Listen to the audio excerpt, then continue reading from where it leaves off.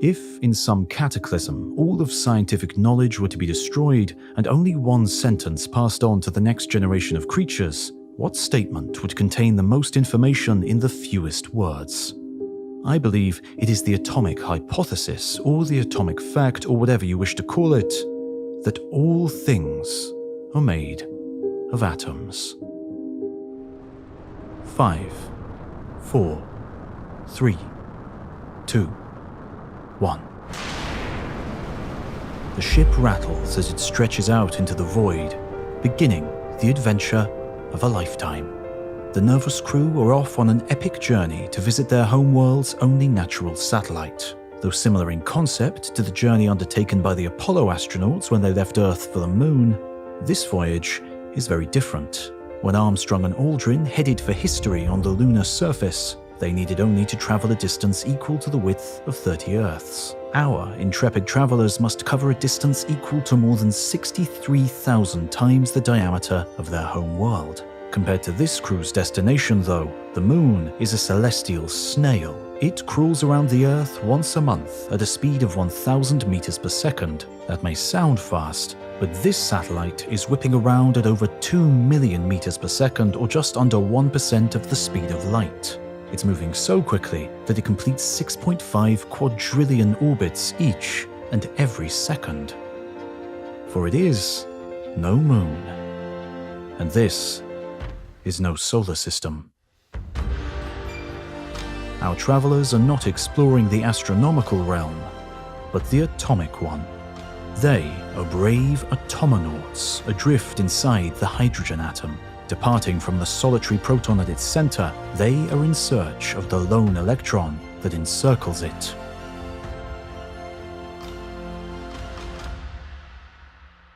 But their mission is even harder than it first appears. For the electron only orbits the proton like a moon orbits a planet in the simplified Bohr model of the atom, named after the Danish physicist Niels Bohr. Modern quantum physics say that we can never know for certain where the electron actually is. We can only say where it's most likely to be. The blur of all its possible paths creates a cloud around the nucleus. Our atomonauts could therefore never land at their destination, only float into the fog of possibility. Today, these bizarre atoms are the universe's Lego bricks. Vast galaxies swirl in the void and distant stars keep vigil over the night, but they are all built out of atoms, as we all are. Indeed, there's an entire cosmos inside you. The number of atoms in your body alone exceeds the total number of stars in the entire observable universe. Even if you started counting them at a rate of 1 billion a second, it would still take you far longer than the current age of the universe to complete the task. And as we have already seen, even within the atoms themselves, there are entire complex systems to explore. And yet, at the very beginning of time, the number of atoms in the universe was precisely 0. Not a single atom in the entirety of the cosmos. So how did we end up here? Where did the very first atom come from? And just why is everything made of atoms?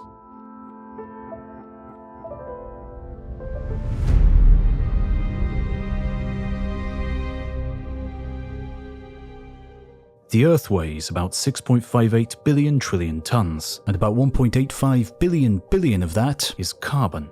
The climate can sometimes feel like an impossibly big problem for one person to try and solve. And that is where Wren comes in, our sponsor today. Wren is a website where you can calculate your carbon footprint, then offset it by funding a mix of carbon reduction projects, like tree planting, mineral weathering, and rainforest protection. By answering a few simple questions about your lifestyle, you can find out your carbon footprint and how to reduce it, and then you can actually offset what you have left over. You also receive regular updates on what you support. One particularly impressive project is biochar in California, which prevents wildfires by removing dead and flammable trees, then turning the biomass into biochar, thus stopping it from ending up in the atmosphere. A cutting-edge way to tackle the climate. So, offset your carbon footprint on Wren. The first 100 people who sign up using the link in the description will have 10 extra trees planted in their name. Thanks to Wren for supporting educational content on YouTube.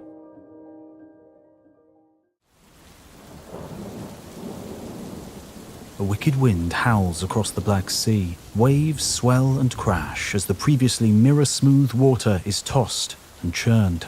Marooned on a kayak amid this maelstrom is a pair of newlyweds.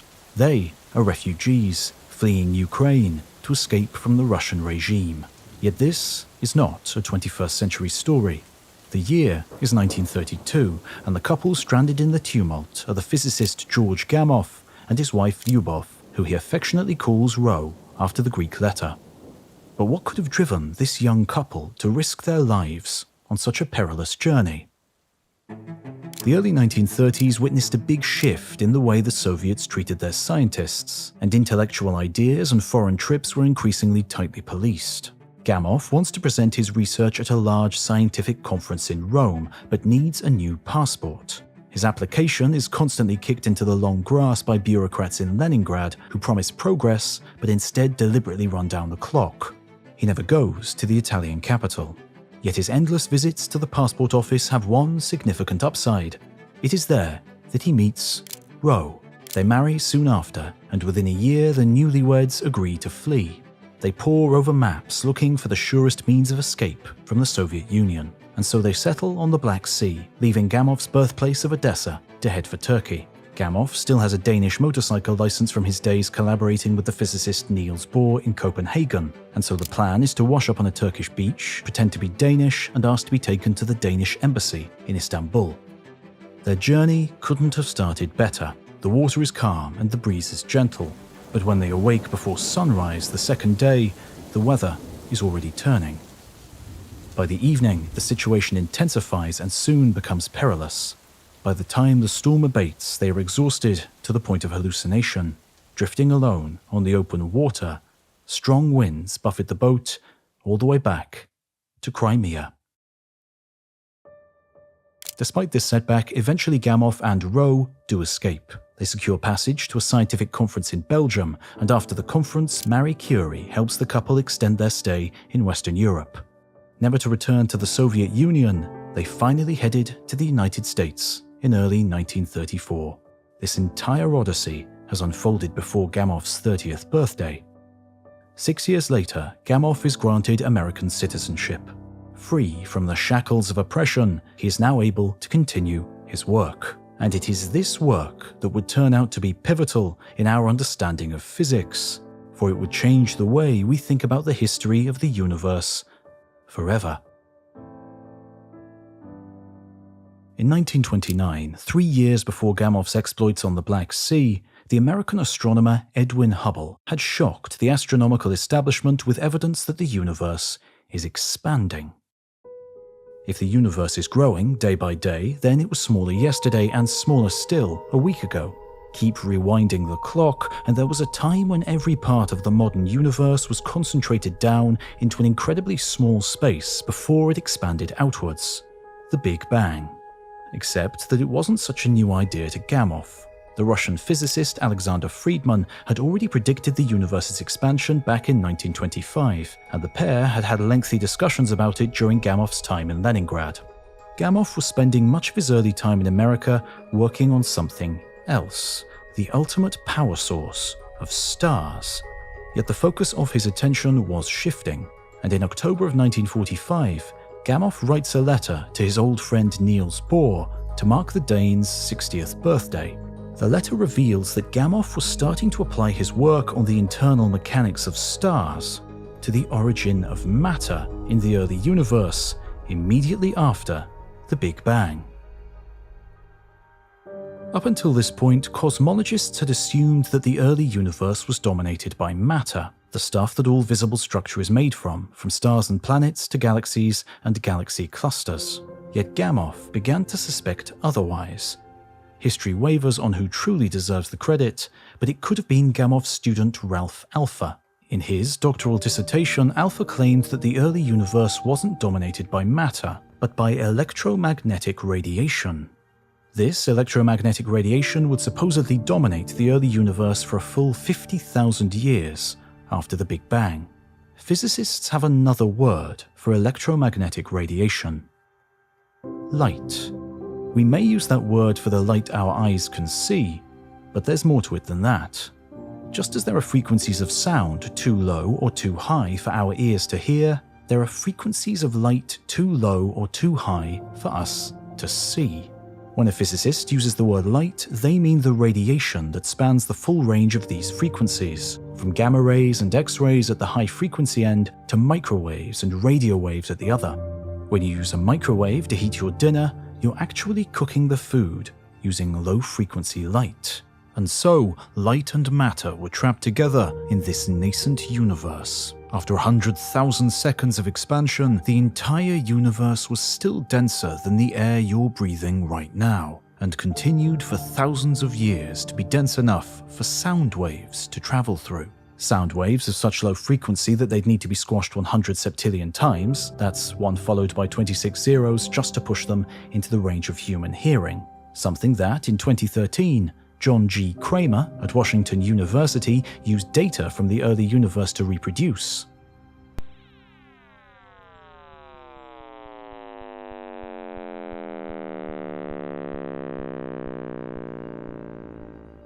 Cosmologists call these sound waves baryon acoustic oscillations, and they can still be detected today using facilities such as the Sloan Digital Sky Survey.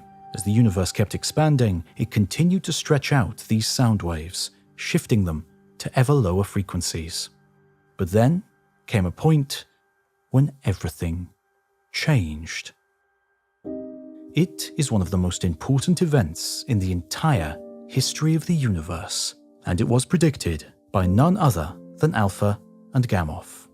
It is called recombination, and it also opened the floodgates for the very first light to come streaming out into the early universe. But what recombined exactly? And what does this first light have to do with the first atom?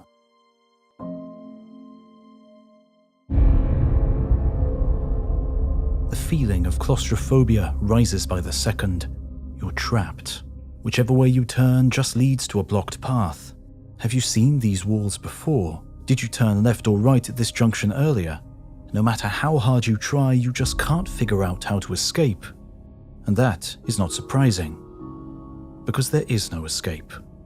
You are trapped in an impenetrable maze.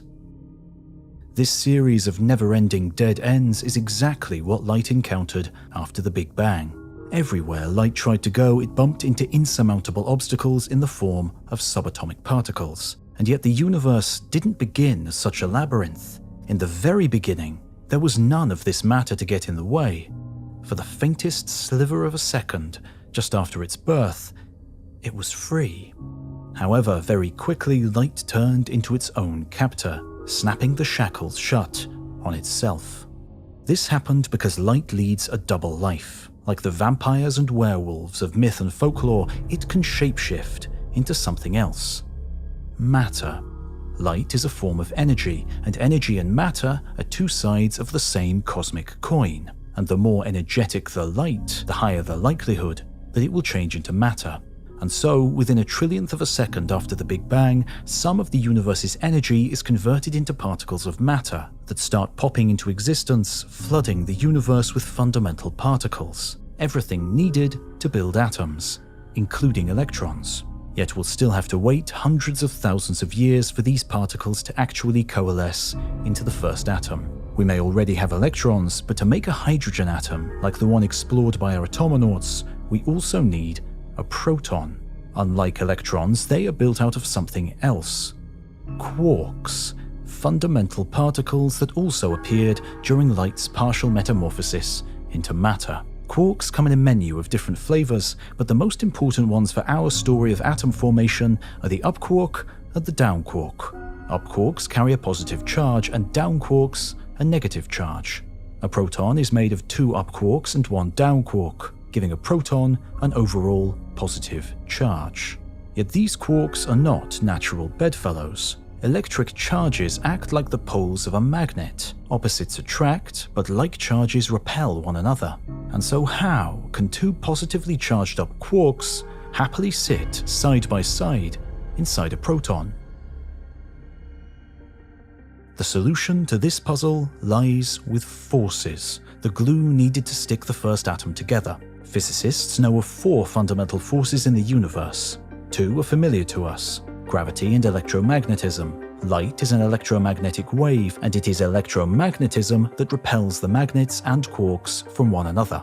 But down in the atomic world, 2 less familiar forces are at play. The weak nuclear force governs radioactivity, but it's the strong nuclear force that really dominates here.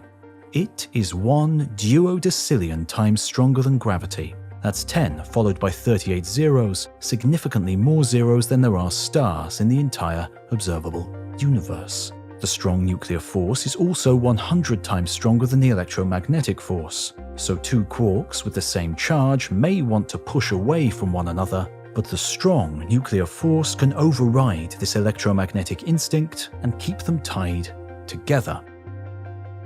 There is a catch, though. The strong nuclear force may be the king of the forces, but the kingdom it governs is tiny. It only has dominion over the most minute of distances, about 1/1,000,000,000 of a millimeter. Initially, energies are too high for quarks to bind together through the strong force. When the quarks first formed, the temperature of the universe was over 1 quadrillion degrees. Though they pass very close to each other, the quarks collide with such high energy that they cannot stick. But this new universe is expanding all the time. It cools as it grows, and particles within it slow down. After the first millionth of a second, the temperature drops to a mere 1 trillion degrees, and the first protons are able to form. Neutrons form too, the other kind of particle you'll find in an atomic nucleus. They are made up of 1 up quark and 2 down quarks. Simple enough, you might think. But again, as with Bohr's model of the atom, neutrons and protons are not quite that straightforward. Indeed, the more physicists learn about the proton, the more downright weird it gets. To quote Mike Williams, physicist at the Massachusetts Institute of Technology, "This is the most complicated thing that you could possibly imagine." For one thing, together, the 3 quarks, known as valence quarks, actually make up just 1% of the proton's mass. The rest is taken up by particles called gluons. They are the particles that carry the strong nuclear force, and it's by exchanging gluons that the trio of valence quarks are able to bind together into a proton. Yet it gets a lot stranger. Occasionally, gluons pick up enough energy that they can do some shape-shifting of their own, turning into a quark and its antimatter equivalent, the antiquark. These so-called C-quarks then quickly recombine back into a gluon. So at any one time, a proton is really a blur of valence quarks, gluons, and C-quarks. We still don't understand all the details, and experiments like the relativistic heavy ion collider in New York are helping physicists probe deeper. What we do know is that gluons and C-quarks make up 99% of the proton's mass. Because they aren't permanent, physicists refer to the C-quarks as virtual particles. This means that the mass of the proton, the particle you'll find at the center of every atom in the universe, mostly comes from an infinity of C-quarks that don't actually exist. From top to bottom, strange to charm, a whole range of quarks can be found as C-quarks, popping in and out of existence for just short enough periods to not break conservation of energy. A recent experiment at the University of Milan has even shown that sometimes charm quarks actually appear at lower energies, and most bizarrely of all, charm quarks have almost 1.5 times the mass of the entire proton, the low probability of them appearing meaning that their full mass isn't added to the proton itself. The quantum world of the very small is a counterintuitive place.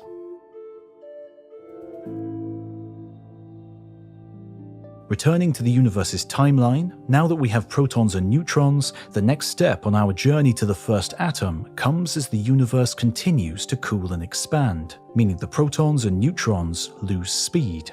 And it is here that George Gamow re-enters our story. In 1948, he has a letter published in the scientific journal Physical Review Letters. It runs to no more than a page, but its length belies the magnitude of its insights. The paper suggests that within a handful of minutes of the Big Bang, the universe cooled to 1 billion degrees, enough to allow the strong nuclear force to stick a proton to a neutron. This proton-neutron pair is known as a deuteron, and it's the gateway to a whole new way of building structure in the infant universe. Stars like the Sun generate vast amounts of light by churning hydrogen into helium through a process called nuclear fusion. Slightly less helium comes out than the amount of hydrogen that goes in, and the difference is converted into sunshine as mass turns back into energy. Along with Ralph Alpha, Gamow was the first to figure out the series of steps by which fusion turns hydrogen into helium, and deuterons played a crucial role, for when a deuteron combines with a proton, it makes the nucleus of a helium-3 atom. Then, when two helium-3 nuclei fuse, they make the nucleus of a helium-4 atom and 2 extra neutrons. In the modern universe, these reactions can only unfold in places with extremes of temperature and pressure, like the cores of stars. But similar temperatures were present universe-wide soon after the Big Bang, though not for long. There was only an incredibly short window of opportunity for fusion to take place. The temperature had to be cool enough for deuterons to form in the first place, but still hot enough to fuse everything else together. And that window opened less than a second after the Big Bang and slammed shut about 20 minutes later, when the temperature of the universe cooled. A roughly 20-minute period in which about a quarter of the universe's mass of hydrogen nuclei turned into helium nuclei. And so, we have a universe that's still just 20 minutes old, sprinkled with 12 hydrogen nuclei for every 1 helium nucleus and 1 billion particles of light for every nucleus. Impressive progress for just over a quarter of an hour. But we still didn't have the first atom. For that, we need to bind electrons in orbit around these nuclei. And that would take a very long time indeed. Electrons are negatively charged, and protons make atomic nuclei positively charged. Opposites attract, and so the electromagnetic force can snare a passing electron and trap it in orbit around the nucleus. But the electromagnetic force is 100 times weaker than the strong nuclear force, so the universe has to cool all the way down to just 4,000 degrees in order for the particles to slow down enough for the electromagnetic force to do its thing. This will take 380,000 years of expansion, and only then, finally, the first atom forms. But, as with the bizarre components of its nucleus, adding electrons certainly doesn't make things any less complicated. Electrons were discovered towards the end of the 19th century, yet time has only burnished their enigma. At almost 2,000 times lighter than a proton, an electron is generally thought to be a single point with no shape or internal structure, truly fundamental, like quarks. They don't orbit the nucleus like planets around the sun either. Quantum physics tells us that it is impossible to know both the position and speed of an electron with perfect accuracy. At any one time, an electron isn't just in one spot around the nucleus, it simultaneously occupies every possible spot. One single electron envelops the nucleus like a fog, and we can only talk about where it is most likely to be. Electrons, as with all other fundamental particles, also have a curious property called spin. They are deflected by magnetic fields as if they were rotating balls of charge. But this rotation is counterintuitive. If you spin around 360 degrees, in other words rotate through a full circle, then you'd return to where you'd started. You're a spin 1 entity. But electrons are spin half entities. They have to be rotated 720 degrees to return to where they started. Except that electrons aren't actually spinning at all. Quantum physics forbids it. Though it is useful to think about them as spinning, they can't be.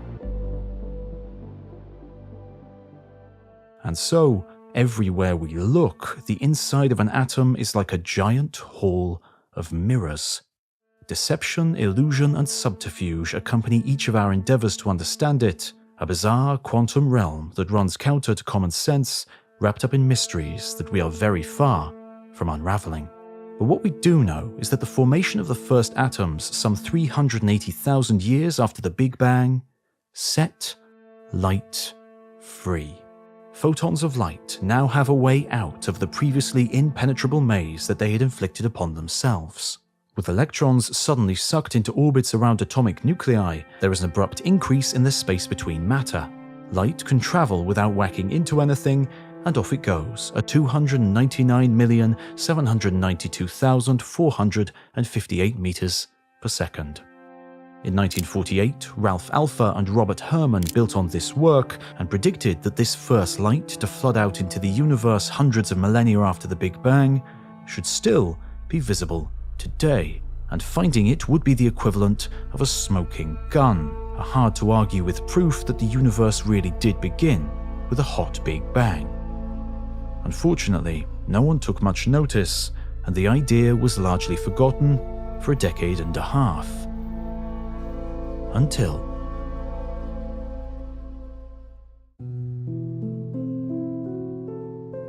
a fresh-faced Robert Dicke stands on the roof of the radiation laboratory at the Massachusetts Institute of Technology, holding a device of his own making, aloft.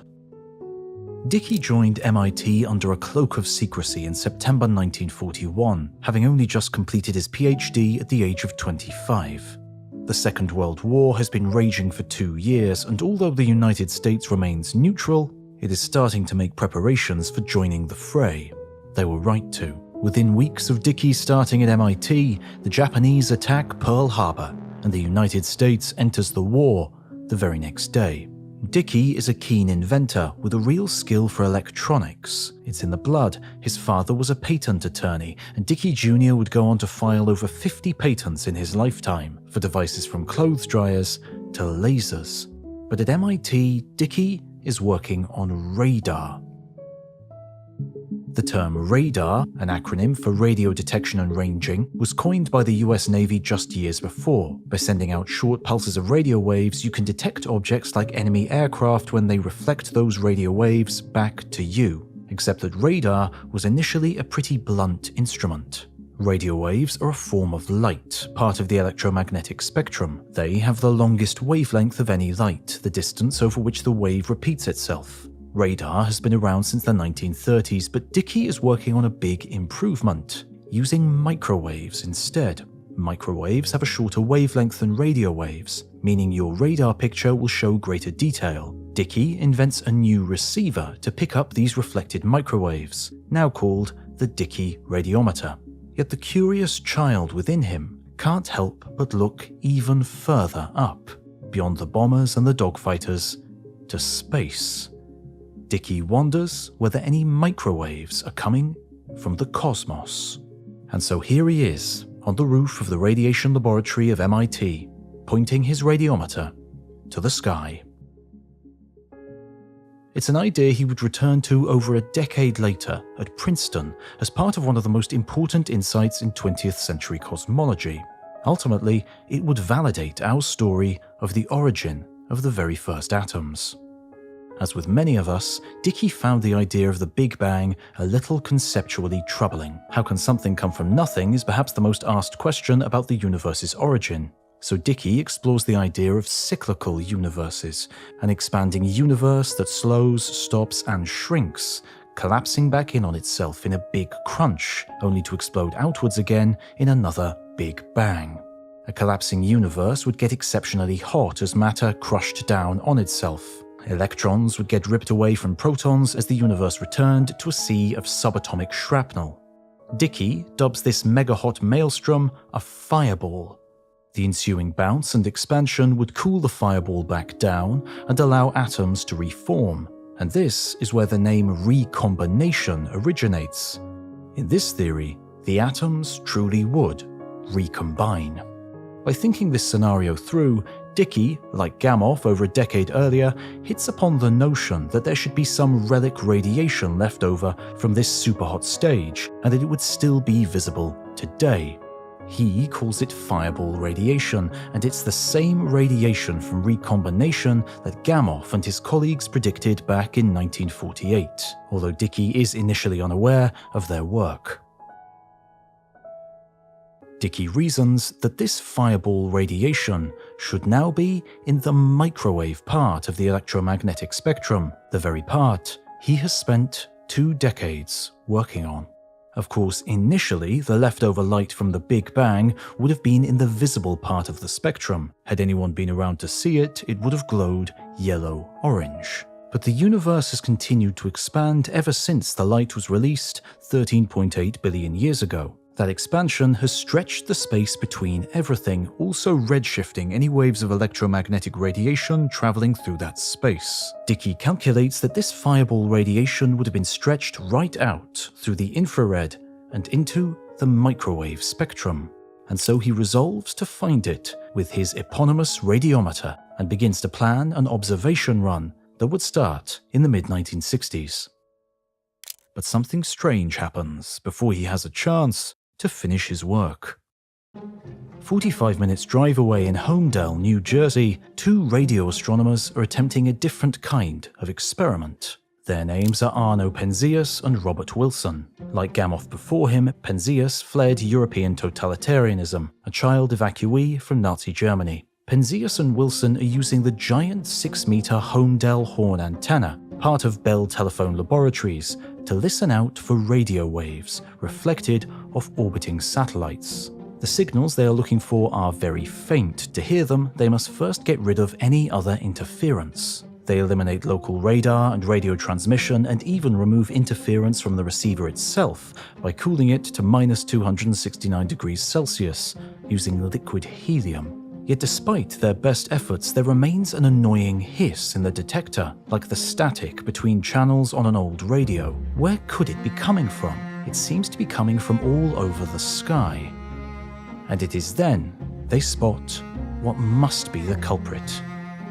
Penzias and Wilson discover pigeons roosting in the antenna. The heat from their droppings, what they would later call a white dielectric material, must be creating the noise. The pigeons are carefully trapped and sent to the town of Whippany, 30 miles away, only for them to fly right back. In the end, they sadly meet their demise. Penzias and Wilson meticulously clean out their droppings. But the hissing remains. In all, Penzias and Wilson spend over a year trying to figure out the source of this maddening interference. Desperate, Penzias starts phoning round, asking others if they have any idea what's going on. Dickey is in his office, in the middle of a meeting about building his device to look for fireball radiation. As soon as he hears what Penzias has to say, his heart sinks, and he says to his colleagues, "Well, boys, we've been scooped." Penzias and Wilson pick up the 1978 Nobel Prize in Physics for their serendipity, and Dickey is left empty-handed. Gamow would never win a Nobel either. And so ends the story of the discovery of the cosmic microwave background, the unmistakable fingerprint of the formation of the first atoms, undeniable proof that our universe started with a hot Big Bang. As the earliest light dispatched into the universe, it is an image of an infant cosmos. If our present universe were a 40-year-old human, the cosmic microwave background is the equivalent of a photograph taken when it was less than 10 hours old.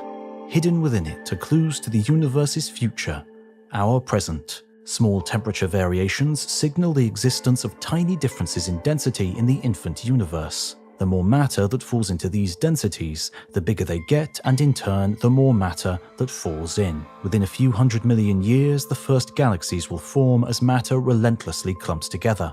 And along with this, marked across this map of the cosmos, now stretched to almost 500 million light-years in diameter, are the imprints of the sound waves of the early universe, the remains of the baryon acoustic oscillations. Experiments such as the Dark Energy Survey high up in the Chilean Andes have mapped the layout of the modern universe like never before. Vast superclusters of galaxies stretch out among equally gigantic supervoids, which mirror the tiny temperature variations seen in the cosmic microwave background. The seeds of the universe's structure were sown long ago. But you don't need a giant horn antenna to tune into the universe's youth. In fact, an old analog television set will suffice. In our modern digital age, memories are fading of the snow that would settle across the screen as you twiddled between channels. 1% of that static is the cosmic microwave background. The universe began almost 14 billion years ago, but the formation of the first atom was such a monumental moment in its history that echoes of the event remain our invisible companions throughout our lives and will take trillions of years of expansion yet to be stretched out beyond our view. And so, you may be forgiven for thinking that the rise of the atom was inevitable, the final destination of any hot, dense soup of particles, as fundamental to reality as their constituent parts. But that is certainly not the case. In fact, it is quite the opposite.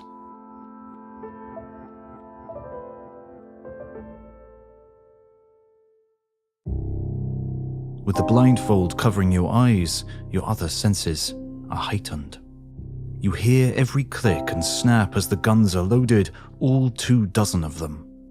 You are about to be executed by firing squad. The soldiers raise their weapons and aim the barrels squarely at your chest. This is it, you think, and your body braces for its last breath. Then, every single bullet misses. The Canadian philosopher and author John Leslie asks us to imagine a version of this scenario in his 1989 book, Universes. How unlikely it seems that you're still alive. It only needed one shot to hit its target, and yet every single gunman missed. You owe your existence to an incredibly precise and improbable sequence of events. Any deviation from it, and you simply wouldn't be here. The story of our universe and of its atoms is a similar tale. Since its birth 13.8 billion years ago, the universe has gone from having no atoms at all to being full of more atoms than we could possibly count in trillions of lifetimes. The atom is so ubiquitous that we take it for granted. Atoms, after all, are everywhere. And yet the atom is a ludicrously unlikely entity. Like your life in that courtyard, it teeters on a tightrope so fine that any minuscule misstep would see it snuffed out in an instant. Mess with the physics even slightly, and every trace of chemistry and biology would fade away. Imagine that you could operate the universe using a giant control panel, littered with knobs, dials, and switches, each one responsible for some key property of existence, the masses of certain subatomic particles, the strength of the various forces. In this scenario, it wouldn't take much tinkering to destroy atoms entirely. For an atom to be stable, the orbits of its electrons need to be a lot bigger than the size of the nucleus. Otherwise, the electrons risk crashing down on the atomonaut's homeworld of the proton, like a satellite dragged back to Earth in fire and fury. You'd only have to make the electromagnetic force a little bit stronger, and electrons would be pulled in tighter. Weaken it, and electrons could fly off on their own, like stars flung out from a distant galaxy, rendering them forever out of our atomonaut's reach. Or you could weaken the strong nuclear force.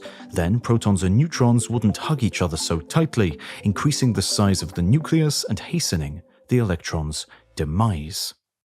A physicist would say that these forces appear finely tuned. The dials have to be in pretty exact locations, otherwise atoms wouldn't exist. And one of the first people to discuss this so-called fine-tuning in detail?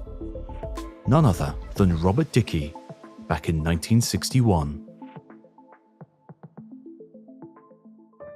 Electron orbits are far from the only aspect of the atom that appear finely tuned. The neutron, for example, is a mere whisker heavier than the proton by about 1/7 of 1%. Physicists know this thanks to increasingly precise experiments. Indeed, in 2021, a pair of researchers from Florida State University measured the deuteron to proton mass ratio to an accuracy of 4.5 parts in a trillion. This small difference in mass between the proton and the neutron is greater than the mass of the electron. And this is key.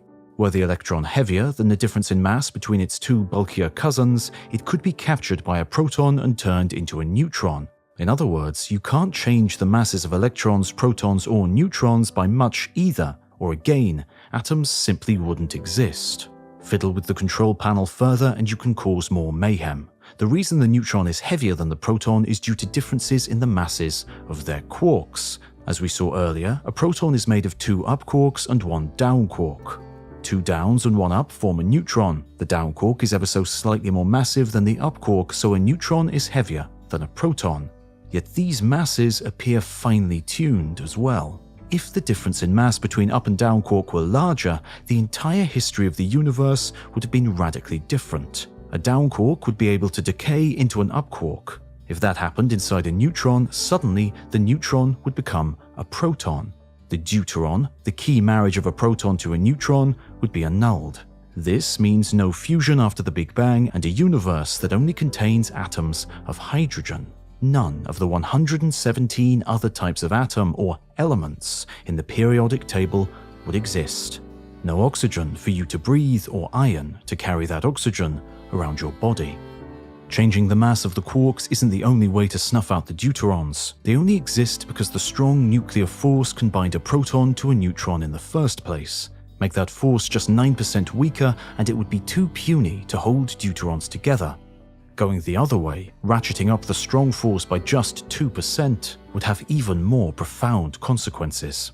It would then be strong enough to bind 2 protons together, a form of hydrogen called a diproton. We've never seen one in the real universe, and there have only been tantalizing and unconfirmed reports of one inside experiments, such as the radioactive isotope beam factory in Japan. Had they existed after the Big Bang, they would have rapidly fused into helium, and all hydrogen would have quickly disappeared from the universe. We live in a helium-dominated universe instead of a hydrogen-dominated one. And so, whichever dial, switch, or knob we contemplate on the great control panel of the universe, it is surprisingly easy to eradicate atoms. In other words, all the settings appear to be in exactly the right place to permit atoms, and the things that they are built from. It seems quite the coincidence. It is as baffling to physicists as your survival in front of the firing squad. And so scientists and philosophers have put forward 3 broad ideas to explain the fine-tuning problem. First of all, maybe it's just dumb luck.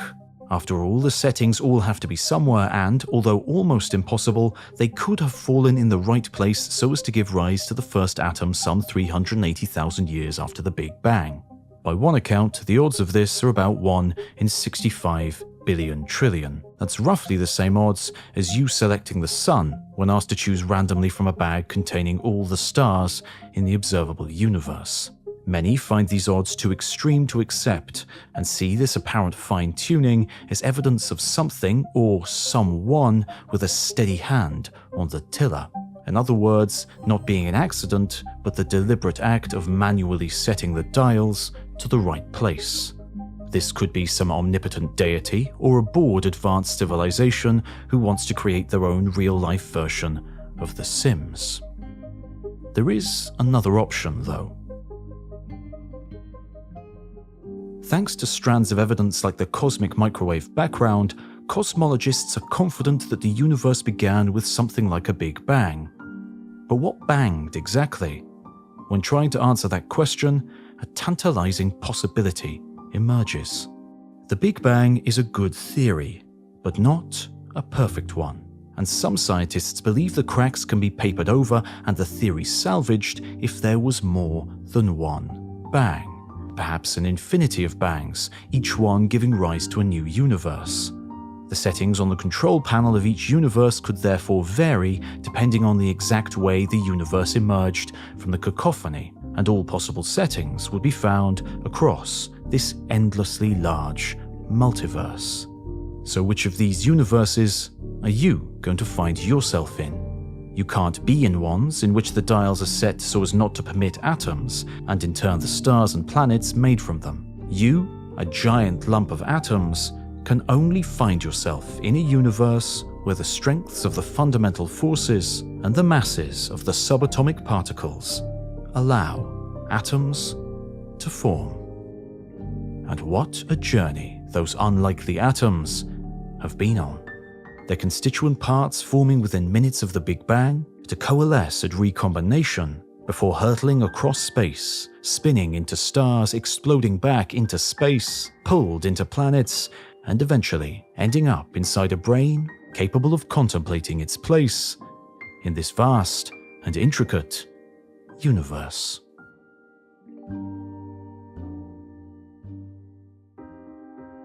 You've been watching the entire history of the universe. Don't forget to like and subscribe and leave a comment to tell us what you think.